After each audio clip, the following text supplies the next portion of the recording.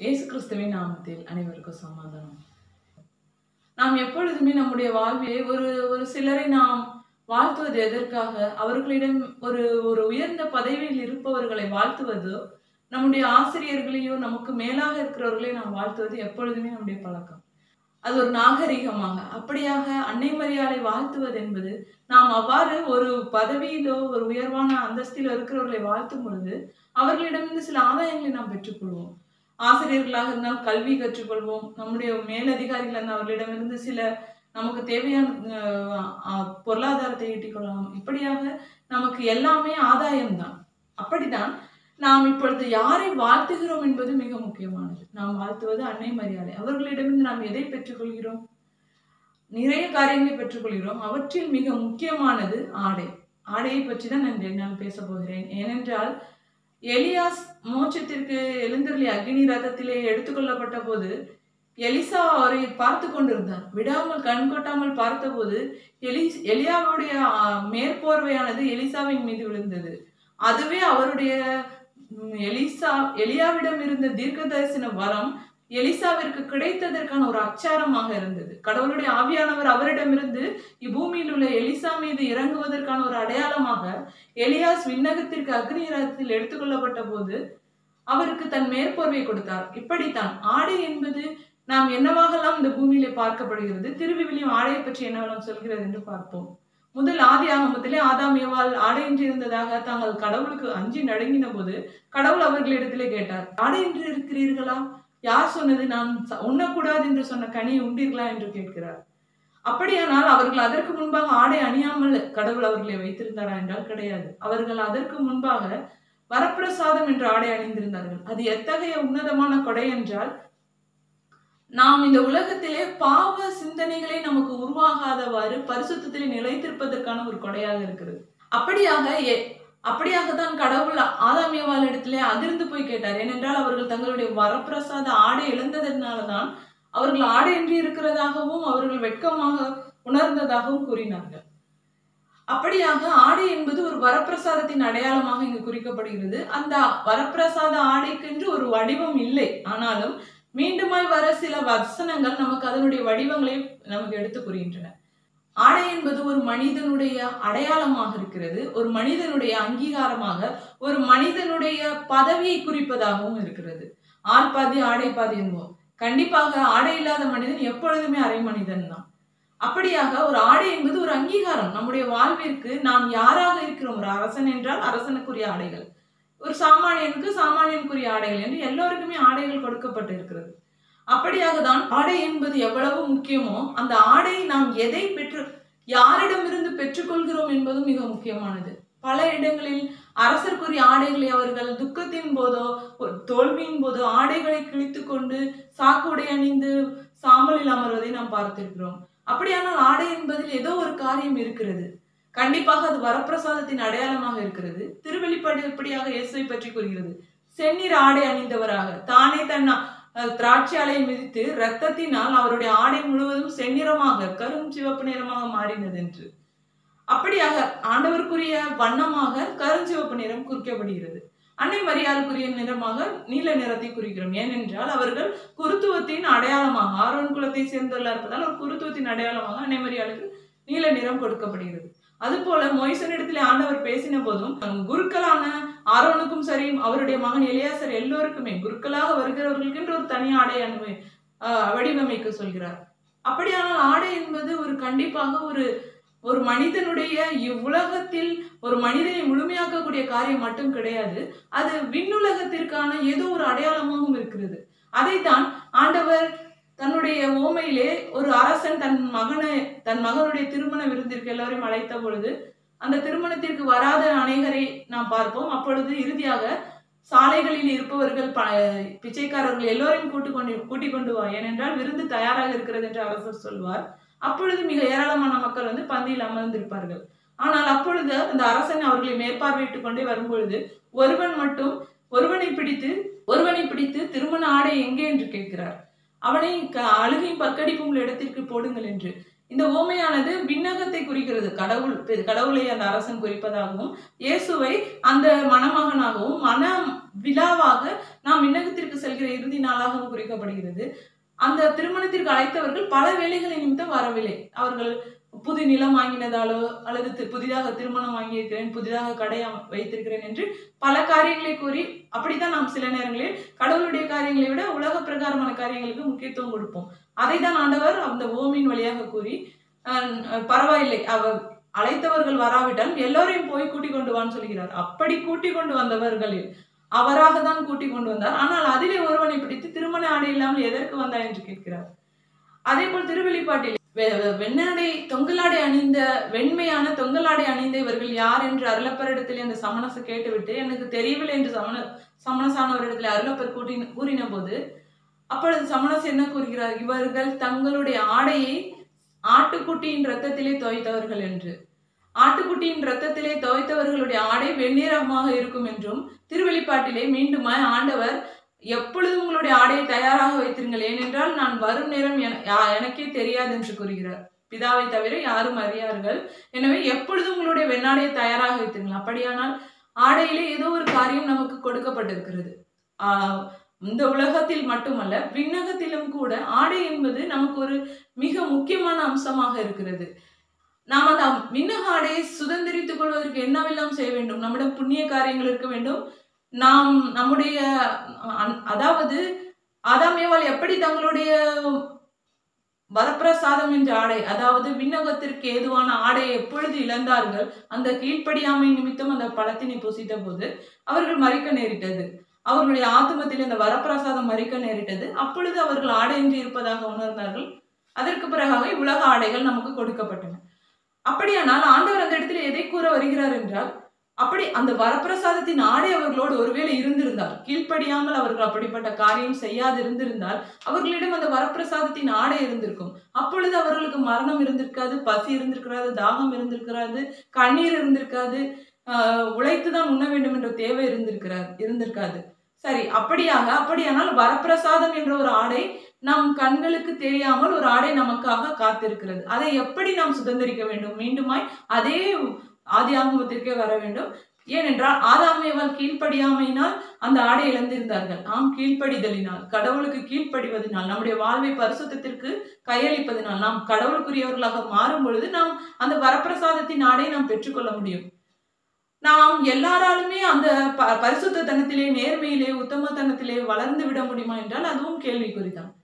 சரி, நாம் இப்பொழுது அன்னை மரியாளை வாழ்த்தினதை பற்றின விஷயத்திற்கு வரலாம். அதாவது அன்னை மரியாளை நாம் வாழ்த்தும் பொழுது அவர்களிடமிருந்து என்ன ஆதாயம் பெற்றுக்கொள்கிறோம்? அவர்களுடைய வரப்பிரசாதத்தின் அந்த ஆடையை நாம் பெற்றுக்கொள்கிறோம். ஒவ்வொரு முறை அருள் நிறைந்த மரியே வாழ்க, ஆண்டவர் உம்முடனே என்று சொல்லும் போது அந்த அருள் நிறைந்த மரி, அவர்கள் அருளால் நிறைந்ததாலேயே ஆண்டவரை தன்னோடு கொண்டிருக்க கூடுமா இருந்தது. அப்படியானால் அதுதான் வரப்பிரசாதம். அதனால் நிறைந்திருந்தவர்களாக இருந்தார்கள். அருள் சாதாரணமாக ஆதாம் ஏவாளில் இருந்தது போல் ஒரு குறிப்பிட்ட எல்லைக்குள் இருப்பதாக இல்லாமல் அன்னை மரியாள் இடத்திலே மிகுதியாக காணப்பட்டது. ஏனென்றால் அவர்கள் கடவுளே தனக்குள் கொண்டிருக்க வேண்டும் என்பதால் ஒரு சராசரி பெண்ணாக அவர்கள் உருவாக்கப்படவில்லை. அவர்கள் கடவுளின் முழுமையையும் கொண்டிருந்தார்கள். கடவுளின் தன்மை முழுமையும், கடவுள் தன்னுடைய முழு வல்லமையை கொண்டு ஒரு மனிதனை உருவாக்க முடியும் என்றால் அது அன்னை மரியாள் மட்டும்தான். அதாவது கடவுளுக்கும் அன்னை மரியாளுக்கும் ஒரே ஒரு நூல் வித்தியாசம் என்னவென்றால், அவர் சிருஷ்டிகர், இவர்கள் சிருஷ்டி. அதாவது அவரால் படைக்கப்பட்டவர்கள் என்ற காரணத்தினால் மட்டுமே அன்னை மரியாள் இந்த இடத்திலே ஒரு படி தாழ்ந்தவர்களாக இருக்கிறார்கள் இல்லாமல், மற்றபடி தன்னுடைய முழு கடவுள் தன்மையையும் கடவுள் ஒரு மனிதனுக்கு கொடுத்தார் என்றால் அது அன்னை மரியாளுக்கு. ஏனென்றால் வேறு யாராலும் ஆண்டவரை முழுமையான சுதனாகிய சர்வேஸ்வரன் தன் முழு லட்சணங்களோடு, கடவுள் யாரா இருக்கிறார்? தாமா இருக்கிறார். அவர் தொடக்கமும் முடிவும் இல்லாமல் இருக்கிறார். ஆதி அந்தம் இல்லாதவராக இருக்கிறார். எங்கும் வியாபித்திருக்கிறார்.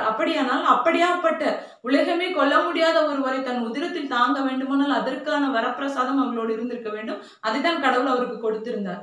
எனவே தான் அன்னை மரியாள் எல்லாராலுமே அருள் நிறைந்த மரியே என்று வாழ்த்தப்படுகிறார்கள். அப்படியானால் நாம் அன்னை மரியாள் இடத்திலிருந்து ஒவ்வொரு முறை அருள் நிறைந்த மரியே என்ற ஜெபத்தை சொல்லும் பொழுதும் வரப்பிரசாதத்தை பெற்றுக்கொள்கிறோம். அப்படியானால் நாம் கண்களுக்கு தெரியாத ஒரு ஆடை நமக்கு கிடைக்கப்படுகிறது.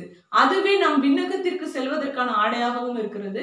நாம் விண்ணக வாயிலை சென்று சேரும் பொழுது எப்படி அந்த ஓமையிலே அந்த அரசன் எங்கே உன்னுடைய திருமண ஆடை என்று கேட்டு ஒருவனை அழுகையும் பற்கடிப்பும் உள்ள நரகத்திலே தள்ளுங்கள் என்று சொன்னாரோ, அப்படியாப்பட்ட வார்த்தைகள் நாம் கேட்காமல் இருக்க வேண்டுமானால் நாம் அன்னை மரியாள் இடத்திலே அந்த வரங்களை பெற்றுக்கொள்ள வேண்டும். சரி, இதையெல்லாம் நான் ஆண்டவரிடத்திலே, நான் ஆண்டவருடைய ரத்தத்திலே துவைத்து பரிசுத்தப்படுத்திக் கொள்வேன் என்று நாம் சொல்வோம். கண்டிப்பாக எல்லோராலும் செய்ய முடியும். ஆனாலும் அன்னை மரியாளுக்கு என சில சலுகைகள் மோட்சத்திலே உண்டு. அதன்படி, அதாவது தனக்கென்று வாழாத தன் மைந்தனுக்காகவே முழுமையாக வாழ்ந்திருந்தவர்கள், இவ்வுலகிலே ஆண்டவரை ஒரு கணம் கூட நோக செய்யாமல், பாவம் செய்யாமல், நேசத்திலே முழுமையாய் நிறைந்திருந்தவர்கள் என்றால் அது அன்னை மரியாள் மட்டுமே. மற்ற எல்லாருமே ஏதோ ஒரு காரணத்தில், ஏதோ ஒரு சூழ்நிலையிலே நாம் ஆண்டவரை மனம் நோக செய்திருப்போம். அப்படியானால் முற்று முழுமையாக நேசித்த அவர்கள் மட்டுமே அவருடைய எல்லா ஆசீர்வாதங்களையும், வரங்களையும், செல்வங்களையும் பெற்றுக்கொள்ளக்கூடியவர்களாக இருந்தார்கள். அதனாலே மோட்சத்திலே செல்வாக்குடையவர்கள். அவர்களின் நிமித்தமாக ஒரு ஆத்துமம் கூட இழக்கப்படாது. அவர்களிடத்திலே ஒரு அருளறிந்த மரியை ஒரு நாள் ஒருவன் சொன்னால் கூட அவன் மோட்சத்திலே இழக்கப்படாது, கண்டிப்பாக மோட்சத்தை கண்டுகொள்வான் என்பது ஆண்டவருடைய மிகப்பெரிய, அன்னைக்கு கொடுத்திருக்கிற மிகப்பெரிய ஒரு சலுகை என்றே நாம் சொல்ல வேண்டும். ஏனென்றால் அன்னையின் மீது ஆண்டவரும் பிதாவும் தூய ஆவியாருமாக எவ்வளவாக நேசம் வைத்திருக்கிறார்கள் என்றால், அன்னையின் மீது ஒரு ஆத்மம் பற்று கொண்டிருக்கிறது என்றால் அவரை பிரித்து நரகத்தில் போடும் அளவிற்கு அவர்கள் துணிய மாட்டார்கள். அதற்காக நான் அன்னையிடத்தில் அன்பா இருக்கிறேன் என்று நாம் கால் போன போக்கிலே வாழ்ந்திருக்க வேண்டும் என்பது கட்டாயம் இல்லை. ஆனாலும் எல்லாராலும் இயேசுடைய அதே பாதையில் அந்த தாவீதரசர் தீர்க்க தரிசனமாக கூறினது போல, நானே திராட்சை ஆலையை மிதித்தேன், எனக்கு உதவியார் யாருமில்லை என்று சொன்னது போல, ஒவ்வொரு தீர்க்கதரிசிகள் எசேக்கியேல், எரேமியா எல்லாருமே சொன்னது போல, அவர் தன்னுடைய ஆடையை இரத்தமாக்கும் அளவிற்கு தன்னுடைய ஆளை தானே மிதித்தார் என்று ஒருவருடைய உதவியில் அதே முறையிலே நாம் செல்ல வேண்டியிருக்கும். அதே பாடுகள், அதே கண்ணீர், அதே வேதனைகள், அதே அவமானங்கள், அதே கசப்பு காடி, அதே சாட்டையடிகள், முள்முடிகள் எல்லாவற்றையும் நாம் தாங்க வேண்டியிருக்கும். அப்படி தாங்கினால்தான் நாம் கடவுள் நமக்கு ஒரு முன்மாதிரியை தான் வைத்திருக்கிறார். எப்படி வாழ்ந்திருந்தால் நீங்கள் விண்ணக ஆடையை சுதந்திரித்துக் கொள்ள முடியும் என்று, அதற்கான உதவியாக அவருடைய ரத்தம் நமக்கு அந்த ஆடையை தூய்மைப்படுத்தி தருவதாகவும் இருக்கிறது. ஆனால் அவ்வளவிற்கு நாம் கஷ்டப்பட்டு போக விருப்பமில்லை என்றால் எளிய வழியாக அன்னை மரியை நேசிப்பது, மோட்சத்தை சுதந்திரித்துக் கொள்ளும் மிக எளிய வழி. பாடுகள் மட்டும் கிடையாது, நேசமுமே எளிய வழியாக இருக்கிறது. கடவுள் மீதான நேசமும் அன்னை மரியின் மீதான நேசமும் கூட நமக்கு கண்டிப்பாக மோட்சத்தை பெற்று தருகிறது. அப்படியானால் நாம் அன்னையிடத்திலே ஒரு எளிய பாதை, மிக குறுக்கு பாதை என்று கூட சொல்லலாம். ஆண்டவர் எவ்வளவு தாராளமா இருக்கிறார் என்றால், பாவம் மலிய மலிய தன்னுடைய இரக்க மிகுதியை அதிகரிக்கிறாராம். அது அன்னையின் வழியாகவும் அவர்களுடைய கண்ணீரின் வழியாகவும் அதிகரிக்கப்படுகிறது என்பது நம்மால் கண்டிப்பாக ஏற்றுக்கொள்ள வேண்டிய ஒரு உண்மையாக இருக்கிறது. சரி, அன்னையுடைய ஆடை எதுவாக இருக்கிறது? அருள் நிறைந்த மரியை சொல்லும் போது நமக்கு ஒரு வரப்பிரசாத ஆடை எல்லாருக்குமே கிடைக்கிறது. அதாவது எலியாஸ் எப்படி விண்ணகத்திற்கு அக்னி ரதத்தால் எடுத்துக்கொள்ளப்பட்ட போது எலிசாவிற்கு அந்த மேற்போர்வையானது வந்து விழுந்து தீர்க்க தரிசனத்தின் ஒரு அச்சாரத்தை போட்டதோ, அதே போலதான் அன்னை மரியாள் விண்ணகத்திற்கு எடுத்துக்கொள்ளப்பட்ட போது அவர்களிடமிருந்தாக நமக்கு ஒரு ஆடை கொடுக்கப்படுகிறது. அந்த ஆடை தான் இந்த அன்னையினுடைய மிக பிரியமான தன் சொந்த மேற்போர்வையான காவியுடைய ஆகும். சாதாரணமான காரியம் கிடையாது காவி அணிவது என்பது. இதிலிருந்து அன்னை எதை நமக்கு கொடுத்திருக்கிறார்கள்? தன்னுடைய சொந்த உடையை நமக்கு உடையாக கொடுக்கிறார்கள். அதுதான் இந்த மாலை அணிவது. அவர்களுடைய மாலை அணிந்து, அவர்களுடைய ஆடை அணிந்து நாம் வேளாங்கண்ணிக்கு செல்வதோ, நம் அன்னையினுடைய திருத்தலங்கள் எங்கு சென்றாலும் சரி. அதாவது அந்த ஆடை என்பது எதனுடைய அடையாளமாக இருக்கிற ஒரு அரசன். இப்பொழுது யோசேப்பை எடுத்துக்கொள்வோம். யோசேப்பு வாழ்ந்த அந்த பார்வோன் எகிப்து தேசத்திலே பார்வோன் அரசன் தன்னுடைய ஆடையை கொடுத்தான். தன்னுடைய கணையாலையை கொடுத்து தன்னுடைய அரசனுக்கு ஈடான ஒரு பதவியை கொடுத்ததன் அடையாளமாக எதை கொடுக்கிறான்? ஆடையும் மோதிரமும். அதே போல் இந்த ஊதாரி மைந்தன் கதையிலும் கூட ஊதாரியாக சென்று மனம் மாறி வந்த மகனை அவருடைய தந்தை கண்டு மிக தூரத்திலே வருவதை கண்டு ஓடி சென்று அணைத்து அவனுக்கு புதிய ஆடை அணிவீங்கள், மோதிரமும் செருப்பும் அணிவீங்கள் என்று சொல்கிறார். இது எல்லாமே ஒரு அங்கீகாரம். தன்னுடைய மகன் என்பதன் அடையாளமாக அவர் தன் மகனுக்கு அணிவிக்க சொல்கிறார். அப்படிதான் ஒரு ஆடை என்பது பொதுவாகவே அது ஒரு அந்தஸ்தில் இருப்பவர்களுடைய பிள்ளைகள் என்பதன் அடையாளமாக கொடுக்கப்படுகிறது. அதே போல்தான் யோசேப்பை எடுத்துக்கொண்டாலும் சரி, 12 பிள்ளைகள் இருந்த போது யோசேப்பிற்கு தான் அவருடைய தகப்பன் யாக்கோபு தன்னுடைய 12 பிள்ளைகளில் யோசேப்பிற்கு மட்டும்தான் தன்னுடைய பெரிய ஆடை அணிவித்தார்.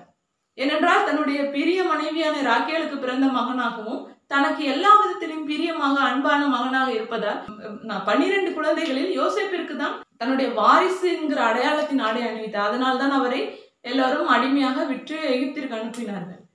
இப்படித்தான் ஆடை என்பது தன்னுடைய பிள்ளைகள் என்பது அல்லது அரசன் என்றால் அந்த பதவியோடு நிகரான ஒரு பதவி என்பதன் அடையாளமாக இருக்கிறது. அப்படித்தான் அன்னை மரியாளும் அவர்கள் என்னுடைய பிள்ளைகள் என்ற ஒரு அடையாளத்திற்காக நமக்கு தன்னுடைய சொந்த ஆடையை அணிவிக்கிறார்கள். எனவே மாலை அணிவது என்பது ஏதோ சடங்காச்சாரமாகவோ அது ஒரு மூட நம்பிக்கையாகவோ யோசிப்பதற்கு அர்த்தமே கிடையாது. ஏனென்றால் அன்னை தன்னுடைய சிநேக மிகுதியினால் தன்னுடைய சொந்த ஆடை நமக்கு தருகிறார்கள்.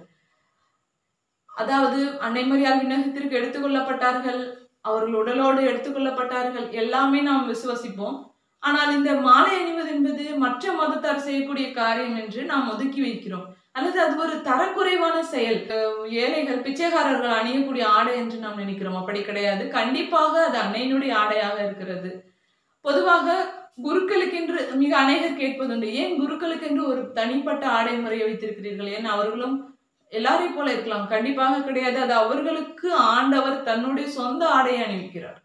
அப்படியாக கன்னியர்களுக்கு மாதா தன்னுடைய சொந்த ஆடை அணிவிக்கிறார். இவர்கள் என் மக்கள், என் சார்பாக நான் இவர்களை இங்கு விட்டு செல்கிறேன் என்று தன்னுடைய பிரதிநிதிகளாக யாரை அவர் அங்கீகரிக்கிறாரோ அவர்களுக்கு தன்னுடைய ஆடை அணிவிக்கிறார்.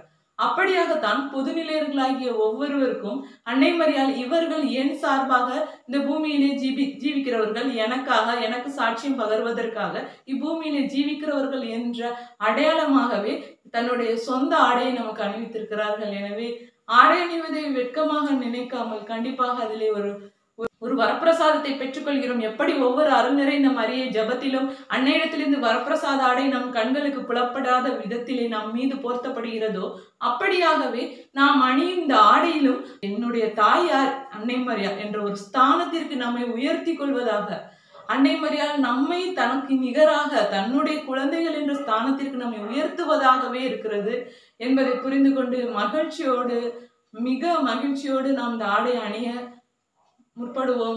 அதிலே எந்த வித வெட்கமும் படாமல் அது கண்டிப்பாக நமக்கு கிடைக்கப்பட்டிருக்கிற ஒரு மேலான பாக்கியம் என்று நினைத்து அதை ஒவ்வொரு நாளும் பயபக்தியோடு அந்த ஆடையை நாம் அணிந்து அன்னையை மகிமைப்படுத்துவோம். அன்னையின் பிள்ளைகளாக வாழ்ந்திருப்போம். ஆண்டவரே கூறுகிறார், என் தாயை விட என்னை அன்பு செய்ய உங்களுக்கு ஒரு நல்ல முன்மாதிரி கிடையாது. நற்கருணை எப்படி ஆராதிக்க வேண்டும், திருச்சிலுவை பாதை எப்படி செய்து அந்த ஒவ்வொரு ஸ்தலங்களையும் முத்தி செய்ய வேண்டும் என்று அன்னையிடம் நாம் கற்றுக்கொள்ள வேண்டும். அப்படியாக அன்னையிடத்திலே அன்னை எப்படி தன் திருவுதரத்திலே கருவாக உதித்த தேவனை எப்படி ஆராதித்தார்கள், எப்படி அடக்க ஒடுக்கத்தோடு தாழ்ச்சியோடு மறைந்த வாழ்க்கை வாழ்ந்திருந்தார்கள். ஆண்டவர் மட்டுமே மகிமைப்பட வேண்டும் என்பதற்காக தன் உடனிருந்த அருளப்பரிடத்திலே அவர் எழுதின எந்த ஒரு சுவிசேஷத்திலும் மிகையான தன்னை பற்றின எந்த விஷயமும் வெளிப்படாதவாறு எப்படி ஒரு மகிழ்ச்சியான தாழ்ச்சியான எளிய வாழ்க்கை வாழ்ந்திருந்தார்கள் என்பதை நாம் அவர்களுடைய முன்மாதிரியை கடைபிடிக்கவும் கடமைப்பட்டிருக்கிறோம். அவர்களுடைய பிள்ளைகளாக இருக்கிற ஒவ்வொருவருமே அன்னை மரியாள் வேண்டுமானால் தன்னை உலகிற்கு வெளிப்படுத்தாமல், தான் யாரென்று வெளி உலகத்திற்கு காட்டாமல், தான் செய்த மிக பெரிய இரட்சணிய பணிகளை பற்றி உலகிற்கு வெளிப்படுத்தாமல் மறைந்த விதத்திலே எளிய விதத்திலே வாழ்ந்திருந்து முடித்திருக்கலாம். மோட்சத்திற்கு சென்று 2000 ஆண்டுகளாக மகிழ்ச்சியாக வாழ்ந்திருக்கலாம். ஆனால் கடவுள் அப்படியாக இருக்க விரும்பவில்லை. தனக்கு இவ்வளவாக தன்னையே தந்துவிட்ட தாய்க்கு, தன்னுடைய எல்லாவற்றையும் கொடுத்த தாய்க்கு, தனக்கு இவ்வளவாக நேசம் காட்டின தாய்க்கு பிரதி அன்பு காட்ட அவர் விரும்புகிறார். எனவேதான் இறுதி கால சுவிசேஷமாக மரியா வால்டேட்டா புத்தகத்தின் வழியாக நமக்கு மிகுதியாக அன்னையை பற்றின வெளிப்பாடுகளை கொடுத்து கொண்டிருக்கிறார். எனவே நாம் எப்பொழுதுமே சொல்லக்கூடியதுதான், எந்த ஒரு விஷயம் நாம் கடவுளோடு மிகவும் நேசத்திலே வளர வைக்குமோ அது எல்லாமே கடவுளிடமிருந்து வருவதாகவே இருக்கிறது. எனவே எந்தவித ஐயப்பாடுமின்றி இந்த புத்தகத்தின் எல்லா பகுதிகளையும் நாம் ஏற்றுக்கொள்வோம். அப்பொழுது மெய்யாகவே ஆண்டவர் நம்மிலே மகிழ்ந்திருப்பார். இப்படியாக அன்னை மரியாளை மிகுதியாக நேசித்த தேவன் அவர்களுடைய அன்பிற்கு பிரதி அன்பாக அவர்களை உலகிற்கு இந்த இறுதிக்கால இரட்சணிய பணியிலே அவர்கள் கரங்களை கொடுத்து ஒவ்வொரு பாத்திமா காட்சியிலும் கூட இறுதியில் என் மாசற்ற திருஹிருதயம் வெற்றி பெறும் என்று அன்னை கூறுகிறார்கள். அப்படியானால் நாம் சிந்திக்க வேண்டும், கடவுள் அன்னையின் வழியாக இறுதிக்கால இரட்சணியத்தை நகர்த்துகிறார் என்பதை புரிந்து கொண்டு அன்னையோடு இணைந்திருப்போம், அன்னையின் பிள்ளைகளாக வாழ்ந்திருப்போம். அன்னை மரியாதை எப்பொழுதும் வாழ்த்துவோம். அதன் மூலமாய் அவர்களுடைய அருள் வரத்தை பெற்றுக்கொள்வதோடு ஆண்டவரையும் என்றென்றும் வாழ்த்துவோம். தேவன் என்றென்றும் எல்லோராலும் வாழ்த்தப்படுவாராக. ஆமென்.